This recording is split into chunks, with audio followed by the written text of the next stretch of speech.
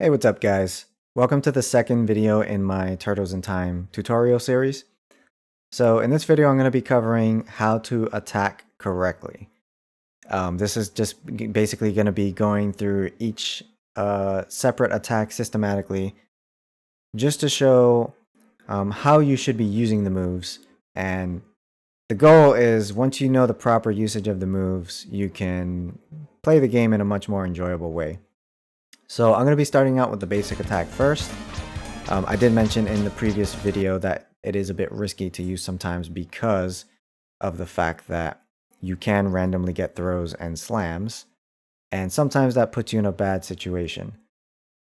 However, they're not useless. They do have their uses, so every once in a while you can throw them out when it's safe to do so. And it's important to know how to use them most effectively.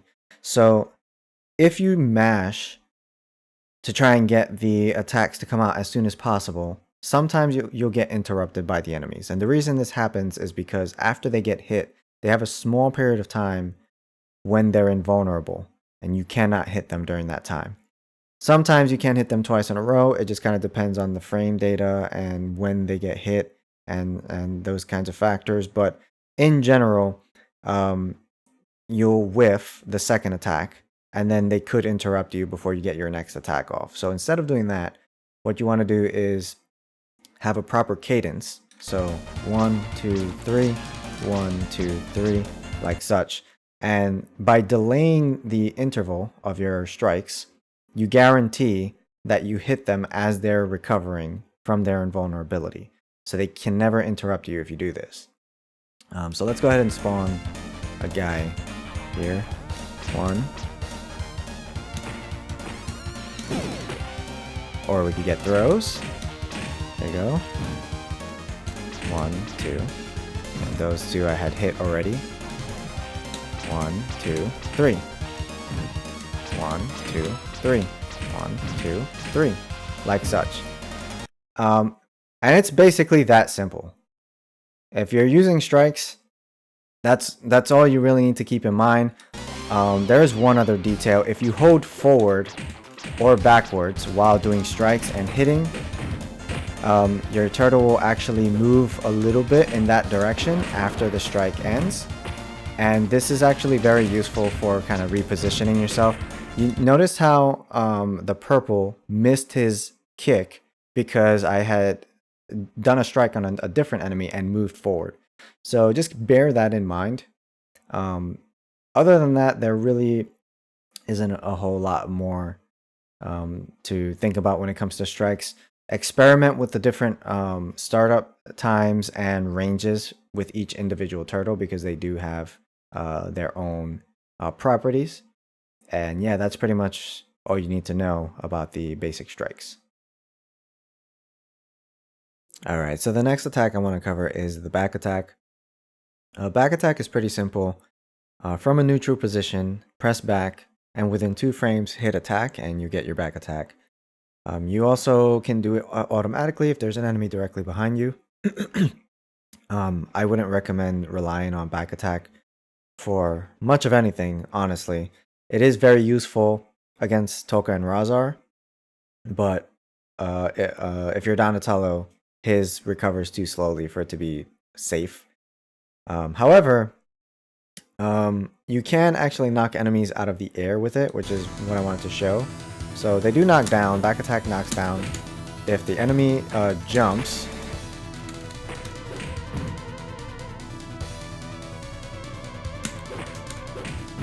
as you can see, the sword guys, if they do their jumping sword attack and you're directly under them, the back attack will not work. However, if they do a kick, or if they do the jumping sword attack and you're a little further away, the back attack will actually knock them out of the air. Like such. So that is something to keep in mind. Donatello's is much better in that regard. He has massive active frames and range and hitbox on his back attack. So his is actually very useful for just knocking enemies out of the air. But keep in mind that reverse shoulder also works for the same purpose. and you'll actually kill them with it. So yeah, definitely don't rely too much on back attack unless you're fighting Toka and Razar. But I just wanted to cover that real quick.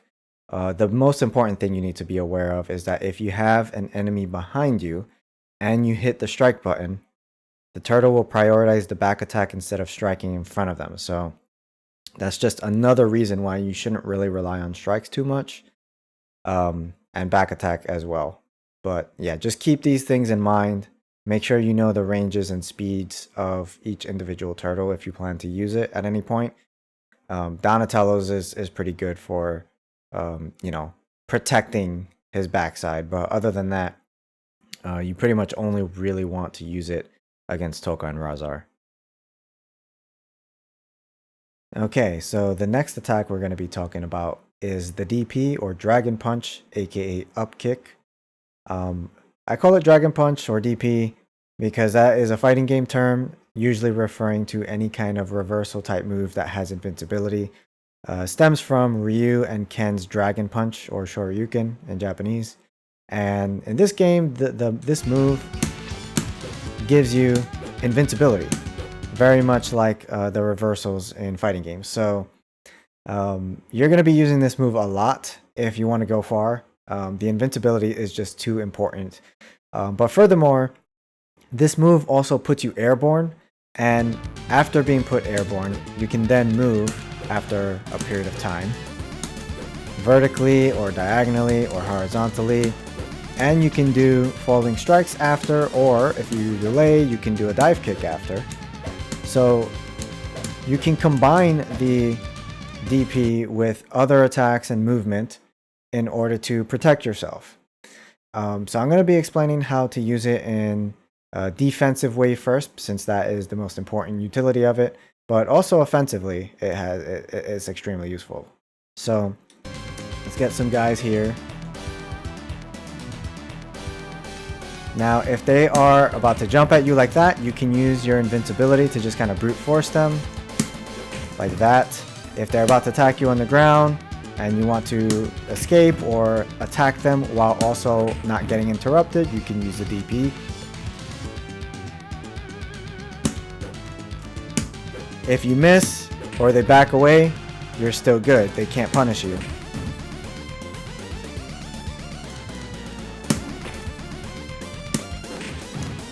Another thing you'll notice is that it kills enemies in one hit as opposed to 3. Enemies get behind you, you can just do that and get away. You can do that, combine it with dive kick to knock enemies down. And remember, when you move vertically, the enemies have to chase you. Enemies cannot attack vertically, they can only attack horizontally, same as the turtles. So you can do this and move vertically and use it to escape. It does extra damage, just like the reverse shoulder and the special. It's very useful against regular enemies and bosses as well. For most bosses, it will speed up the fight. So again, as I mentioned in other videos, Leatherhead and Krang in Starbase are exceptions to that. But for every other boss, it will speed up the fight with the extra damage. Bear in mind that if you are fighting sword guys, so we'll go ahead and come here. So if you're fighting sword guys, they can jump and follow you up and down.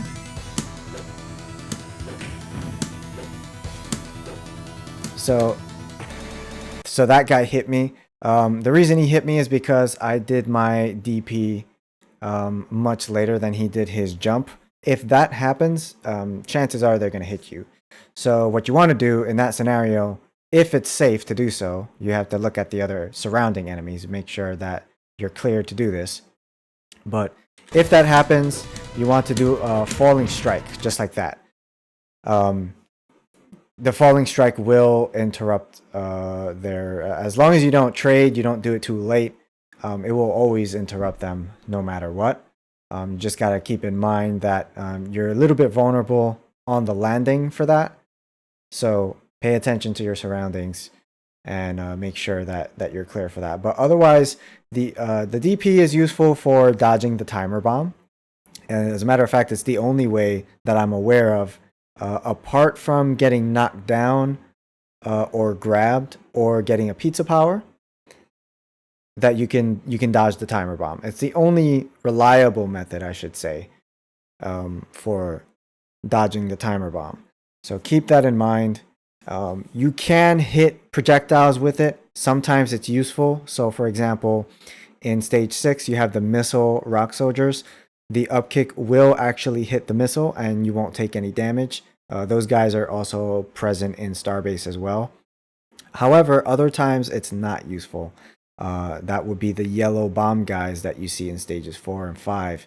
If you kick the bomb, you will explode the bomb, and the active hitbox of the bomb will outlast your invincibility. However, if you manage to hit the bomb guy before he throws it, and he drops it to the ground, if you recover quickly enough from your attack, you can use your DP before it lands on the ground in order to avoid the blast. So keep that in mind. Again, the movement and utility, especially when there's a lot of enemies like this, you're going to want to combine the DP with movement and dive kicks to get away and get to safety. And this is very oftentimes the only way that you can kind of protect yourself against massive groups of enemies. Ideally, you don't want to spawn massive groups of enemies, but if you are playing very hard mode or max rank, or you wind up scrolling the screen further than you would like, this is how you use this move effectively. Now, also keep in mind that your frontal hitbox is greater than behind you, so there will be times where you will want to turn around to face your opponent before you use the DP, because if you are standing like this, the enemies basically have to be overlapping your character sprite in order to get hit from the backside, or mostly like the inside of the turtle's hitbox. But if you want to do this, you see it kicks forward, and it doesn't look like it has that much range. It really doesn't have that much range, but it has a little bit more than the animation would suggest. So that's another way that you can use this move, is to make sure that you turn around and kick the enemies by facing them. Another thing you can do is you can use it to bait certain attacks. So for example, the yellow guys that throw the discus or frisbee or whatever it is, the green weapon, if you put your back to them and you let them kind of get behind you, you can use your DP in order to basically go right through their attack, and they'll pretty much always throw it if you put your back to them. So it's a nice way to bait enemy attacks. Same thing with pretty much any enemy that will have some kind of delay on their attacks. So for example, in stage 6, you have the orange ninja. They have a weapon called Kusarigama, which is the long chain weapon. They take forever to recover. So if you use your DP, you can make them whiff. You can bait their attacks so that they are predictable, and then you can punish their recovery. You can do the same thing with the rock soldiers in Starbase that have the flame guns and the electric guns. That is one of the ways in which you can bait them. So yeah, DP, extremely useful. It will help a lot against some bosses as well, when you want to, for example, if Metalhead is doing a bunch of kicks, the multi kicks that he does, jump kicks, you can use your DP to challenge that. You can just go straight through it and hit him right out of it. So yeah, absolutely phenomenal move. Make sure you get used to it. Make sure you get used to using it defensively. Hitting enemies, obviously, you can move into them and do it. This is a little bit risky because of something called preemptive strikes, which I'll cover in another video. But you can move into them and do it as well. You can do a strike and then do it to stun them, move into them, and then do it.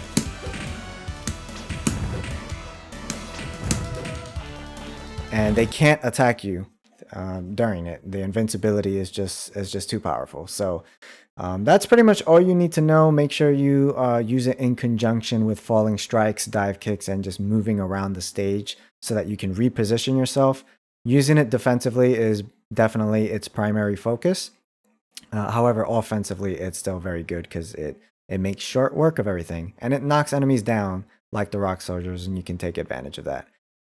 So yeah, make sure you get good at doing this. Remember, you can't do it while holding a direction. You need to make sure you are just not holding any direction, and then hit the 2 buttons at the same time. Alright, so up next we're going to be talking about the falling strike. That's this one here. So that move at first glance doesn't look too good, but it's actually the strongest move in the game. It is a boss killer. So for the bosses where you can do it safely, which is most of the bosses in the game, it's highly recommended to use that move over other moves if you can. This includes Shredder, by the way, so definitely get used to using this move. However, it does have a lot of practical benefit when fighting regular enemies as well. You just got to know how to place it, because if you don't place it correctly, you can get punished for using it. So let's go ahead and make some guys appear. Now, if there's no one behind you, if there's an enemy that's just trying to stay in front of you, you can actually do that. And chances are they'll just walk right into it if you just do it from a neutral position. Again, make sure there's no one behind you when you're doing this.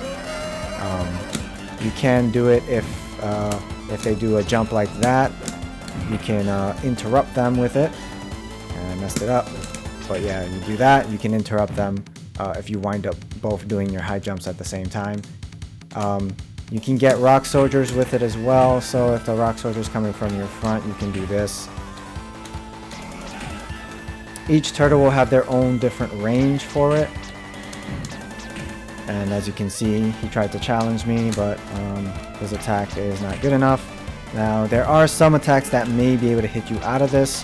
The girder rock soldiers, for example, depending on your positioning and the timing of both of your attacks, he may actually hit you out of it. So just something to keep in mind. It's very good against the sword guys when they try to jump up. You can just do that and just swat them out of the air.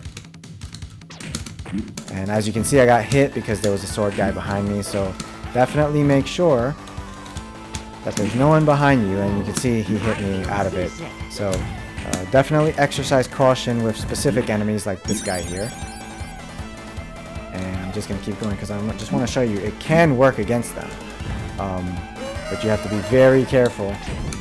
Most of the time, I don't really use it against those guys because they can sometimes hit you out of it. But yeah, that's how you use the falling strike. As far as specific uses on bosses, I'm just going to show you how to use it on Shredder. Just as a quick example. So basically, you want to use it when it's going to be safe, and that's usually baiting some attack that they do. For Shredder, it's baiting either this attack or baiting his jump kick. If you are close enough to him, he does this jump kick, and you can do that. Like this.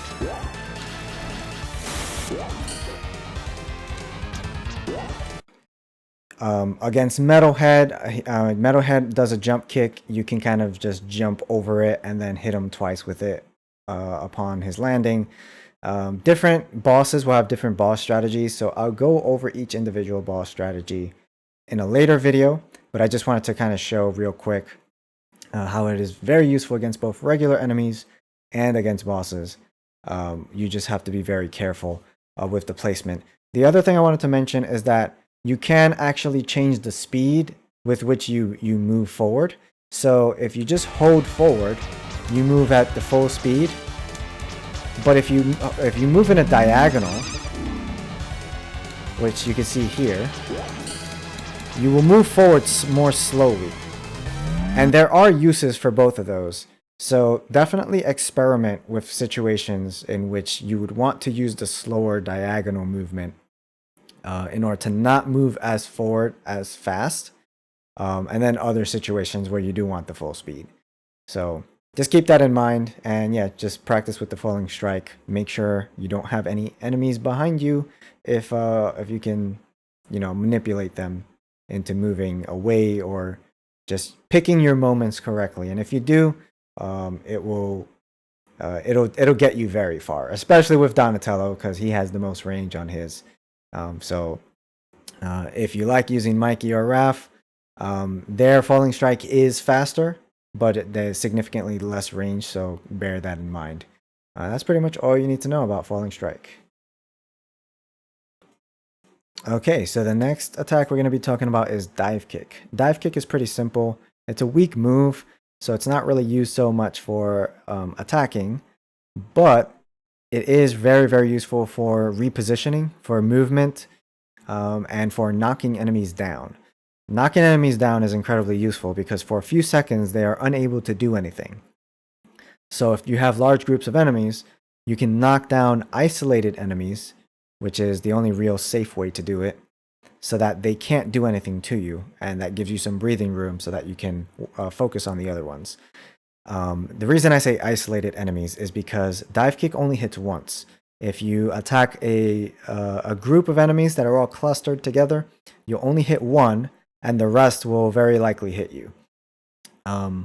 There is something you can do to kind of mitigate that a little bit, but it's not foolproof. What you want to do, if you have more than one enemy that's kind of clustered together, you want to do your dive kick a little bit away from them, as low to the ground as possible, such that when you hit the enemy, you basically land immediately after, and then you can use a DP to gain invincibility frames. That way, the interval where you're vulnerable between the dive kick and your DP is minimized. It takes a lot of practice to get used to doing this and to kind of recognize the situations as they happen. But just bear in mind that is an option you can do. In that same scenario, if you were to do the dive kick earlier and hit one of the enemies while you are higher up in the air, you're going to have a much bigger gap between hitting the enemy with the dive kick and being able to pull off your DP. So chances are at least one of the other enemies is going to hit you before you get the chance to do that. So isolated enemies if you can. So these guys, when they cluster up, you can try and use your DP immediately, like that.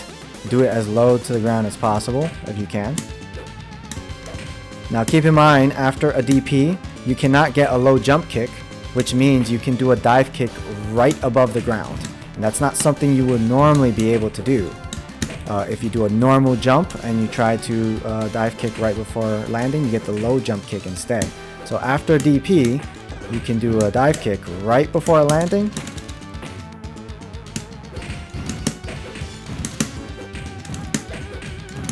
And if the enemies cluster together, you can get your DP in time.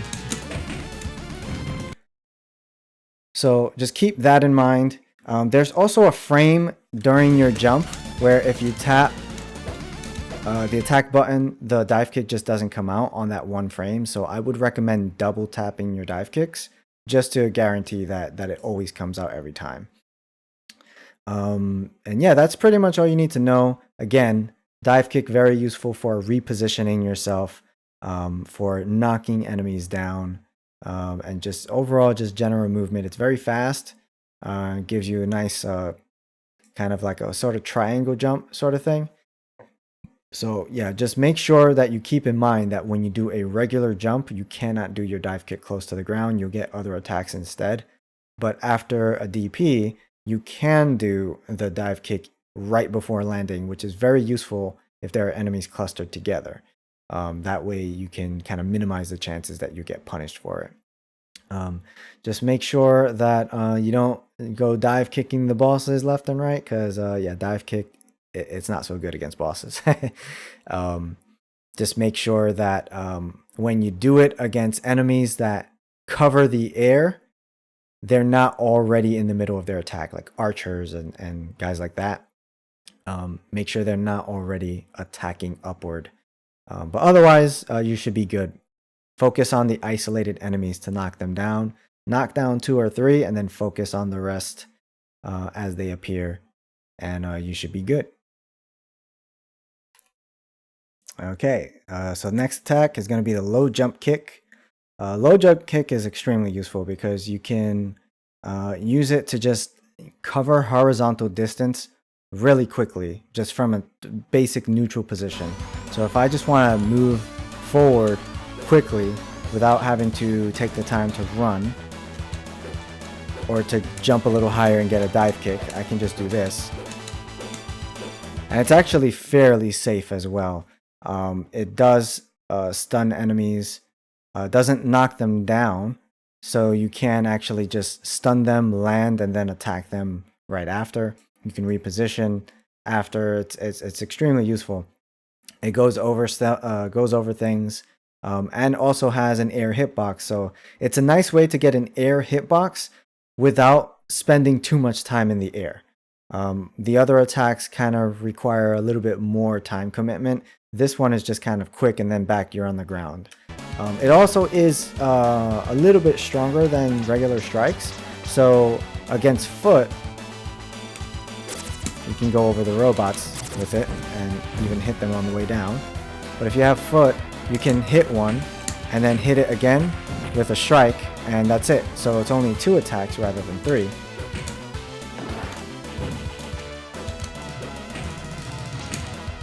So this guy I hit once, hit him with 1 strike, and he's dead. So yeah, low jump kick, extremely simple. Just make sure that you position yourself well. You can go over, for example, the rock soldiers that have the machine guns. They tend to fire towards the ground. You can go straight over their fire by using the low jump kick and basically hit them out of it. Just keep in mind, if you get surrounded, you can do low jump kick, and you don't want to get caught out on the landing. But generally speaking, it's very difficult for enemies to punish that. It's useful for repositioning against, in the shredder fight, in super krang fight, just all kinds of utility. But there really isn't a whole lot much more to say. You can use it on the way down, as I mentioned in the previous video, and you'll see that put into effect basically almost the entirety of stage 7 to avoid the enemies there. So practice the low jump kick, get used to the timing, because you don't want this to happen. This kick is not really that good, and it has a similar input to the low jump kick. You just want to make sure you delay the button press more rather than pressing it immediately after jumping. That way you get this one. Or if you want to jump, do a full jump and then reposition. If there are enemies chasing you, you want to get away, you can do that. And yeah, that's pretty much the low jump kick. Really, really good move. Alright, so the next attack we're going to discuss is the special. Every turtle has a unique special. Mikeys and Dons will move them forward. Leos and Rafts will keep them stationary. The ones that move forward are generally more useful, which is part of the reason why people tend to use Mikey or Don in this game. That doesn't mean that the stationary ones are useless, but there are a couple things to consider. You want to make sure that enemies are never behind you when you use your special. This is much more pertinent when it comes to playing Leo and Raph, because they're stationary. They don't get a dodge, any kind of movement from theirs. So make sure no enemies are standing behind you, and also make sure there are no enemies in front of you that outrange you. So this would be, for example, Girder Rock Soldiers and the Orange Ninja in stage 6. You want to make sure that they're not already standing in front of you, because the specials have a bit of a startup to it. Mikey's is probably the fastest one, and even that has a bit of a startup to it. So make sure that they are not quite standing in front of you yet, but are about to move into you when you actually start your special. You can try and group them so that they're kind of horizontally aligned, and that way you get a whole bunch at once and kind of just move into them, move into their plane, or wait for them to move into your plane.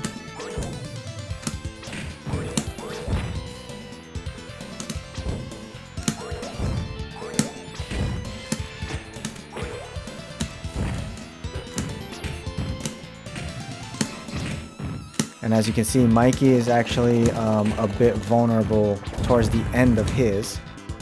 So as he's landing, he is a little bit vulnerable, but not for very long. So you want to move away. You can use low jump kick to put some distance.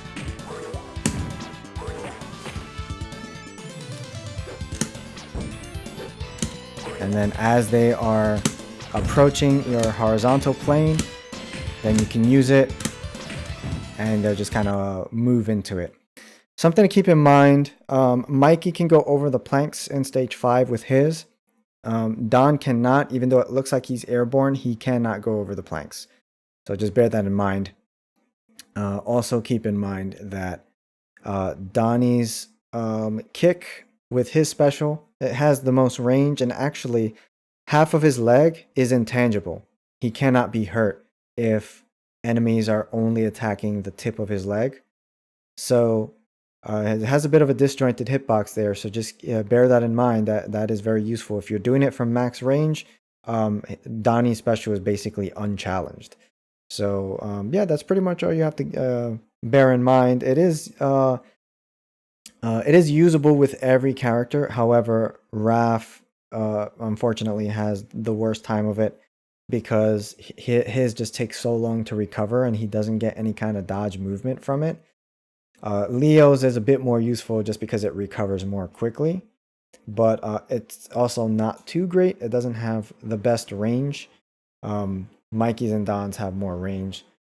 Just keep in mind that if you do use it, you don't want enemies to outrange you from the front, and you don't want them to sneak up behind you and punish your recovery.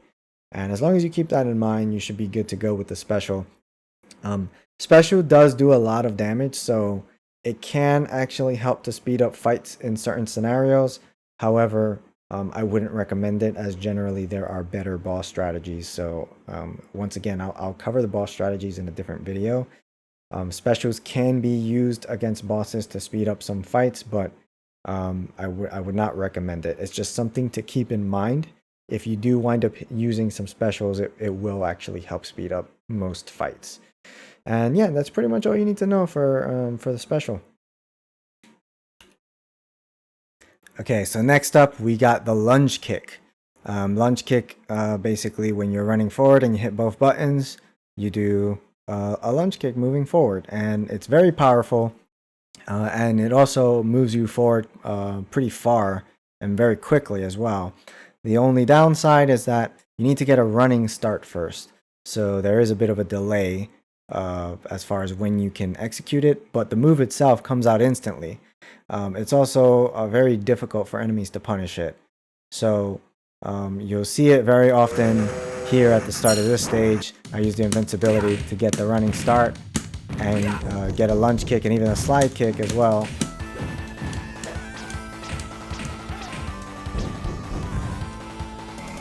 So you can use it like this, and as long as you get that running start and you're not interrupted,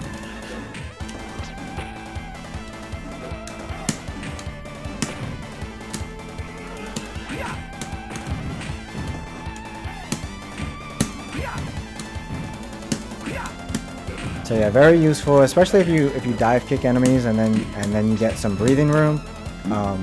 You can use it. You position yourself on a different horizontal plane. You can get a running start as they're moving downward into you, or upward into you.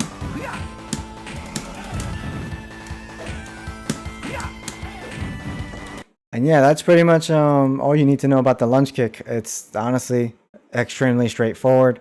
You just got to bear in mind that you need a running start. So it's a very high payoff, but sometimes enemies, depending on their positioning and their movement, they're not really going to give you the opportunity to get that running start. I wouldn't rely on this move too much, but if you can safely get that running start and you're in a good position where they're not already on your horizontal plane just yet, you can kind of position yourself just outside of their reach. And then as they try to move onto your plane horizontally, hopefully by then you will have already built your running start and you can go ahead and just let it rock. All right, next up we got slide kick. Slide kick is just like lunge kick in that you need a running start first, but instead of hitting both buttons, you have to hit jump first to start your flip, and then right after you hit jump, you hit attack, and you get your slide. Now the slide is just as strong as the lunge kick and the special, but it has the additional property of being able to low profile things. So you can go under all kinds of projectiles and such with this. So a nice location right here. You can see the android will have this laser. You can go right under that laser.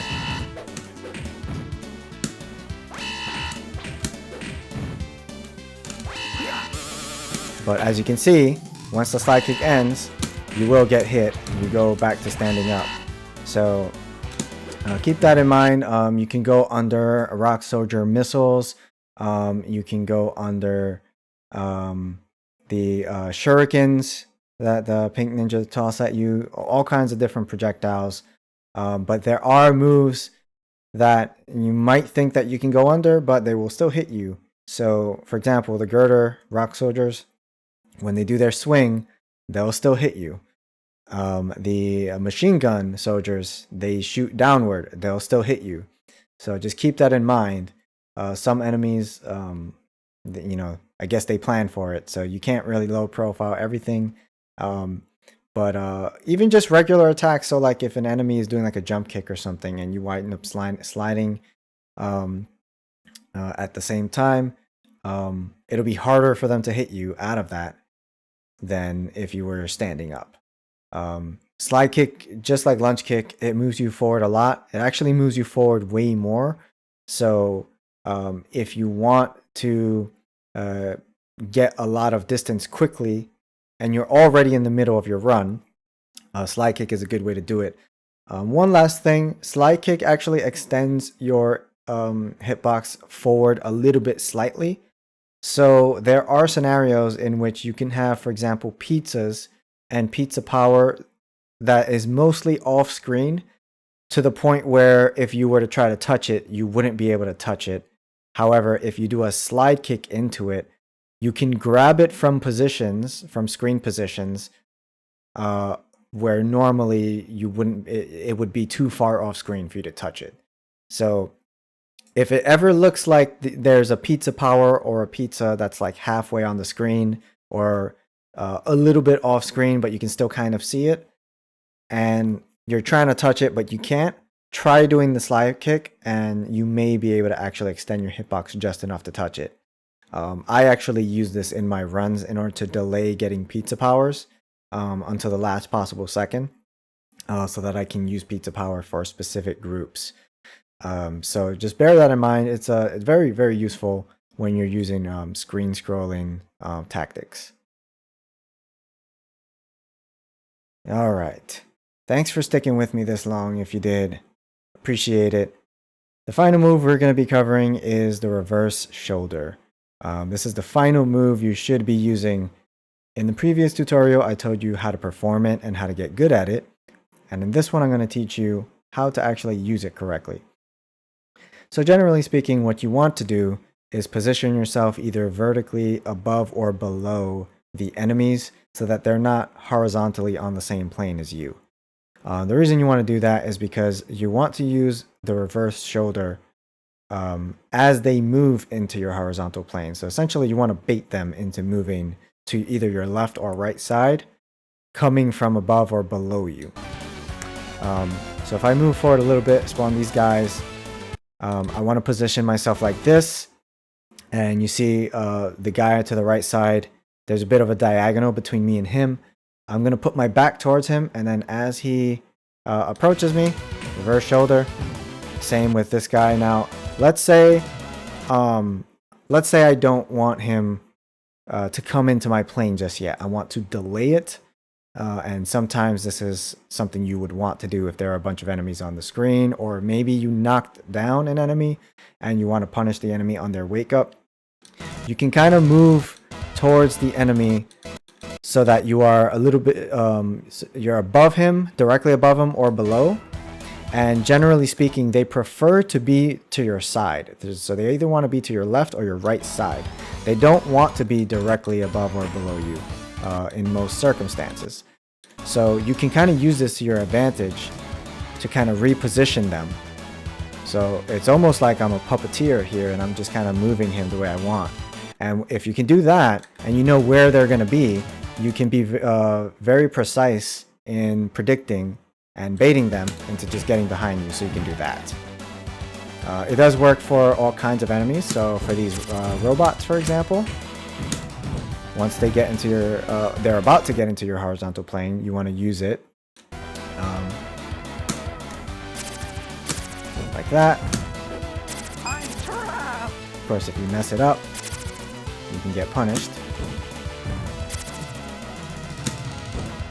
Another thing you can do is you can chain it, so you can do one after another. That's very useful for Donnie against Toka and Razar, since he can't really do the back attack strategy. He winds up doing the reverse shoulder strategy instead. It's also very useful if there are large groups of enemies. You can use the movement of the reverse shoulder in order to dodge enemy attacks. You can do it a few times, move to a different horizontal plane, do it a few times, reposition and do it a few times, and so on and so forth. You can do it multiple times in the same direction.